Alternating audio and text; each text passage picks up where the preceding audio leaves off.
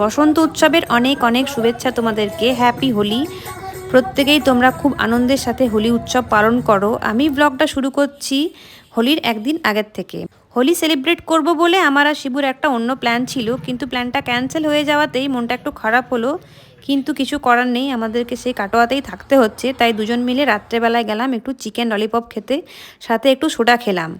বহুদিন বাদে বাইরের খাবার খাচ্ছি আবার। দুজনেরই রাত্রেবেলায় সেরম আর খিদে পাইনি, তাই পনির আর মাশরুম ক্যাপসিকাম এগুলো দিয়ে একটু সতে মতো করেছিলাম। সকালবেলায় উঠে একটু ফ্রেশ হয়ে চলে গেলাম আমরা কেডিআই স্কুলে।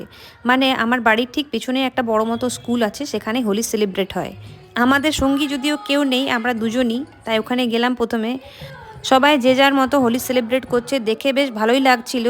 খুব সুন্দরভাবে এখানে হোলি সেলিব্রেট হয়, সাথে প্রচুর খাবার দাবার গান বাজনা সব মিলিয়ে দারুণ লাগছিল। কিন্তু আমাদের সাথে যদি দু একজন বন্ধু বান্ধবী থাকতো তাহলে বেশ ভালো লাগতো ব্যাপারটা।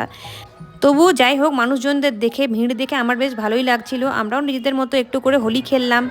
এইভাবে মনে হয় দুজন একা একা হোলি প্রথমবারই খেললাম, তো ঠিকই আছে। আর আজকে প্রচণ্ড রোদের তেজ ছিল, তো যাই হোক আমি তাড়াতাড়ি বাড়ি ফিরলাম।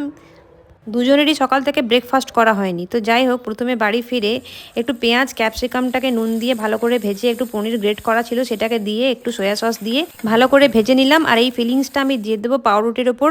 পাউরুটিটাকে বাটার দিয়ে ভালো করে সেঁকে নিয়েছিলাম, তার উপর একটু কেচাপ দিয়েছিলাম। এত তাড়াহুড়োর মধ্যে এর থেকে ভালো স্যান্ডউইচ আর হয় বলে মনে হয় না। তো যাই হোক, তারপর আমি আর শিবু গেছিলাম একটু রিল বানাতে ছাদে, সেখানে বানালাম।